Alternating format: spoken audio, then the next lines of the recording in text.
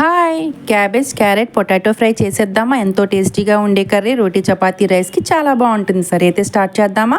Stove వెలిగించి కడాయి పెట్టి oil వేసి పోపు దినుసులు వేసుకొని తర్వాత ముందుగా కట్ చేసుకొని పెట్టుకున్న ఉల్లిపాయలు, పచ్చిమిర్చి, ఎండుమిర్చిని కూడా వేసుకుందాం. తర్వాత కరివేపాకును కూడా వేసుకొని ఉల్లిపాయలు ఈ మిశ్రమం అంతా చక్కగా ఫ్రై చేసుకుందాం.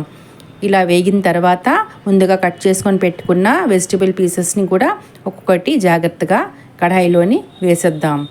ఈ విధంగా అంతా వేసేద్దాం. తర్వాత పసుపు, టేస్ట్కి సరిపోయినంత సాల్ట్, కొద్దిగా వాటర్ని వేయాలి. ఎందుకంటే కర్రీ అడుగంటకూడదు కదా, బాగా కుక్ అవ్వాలి కదా.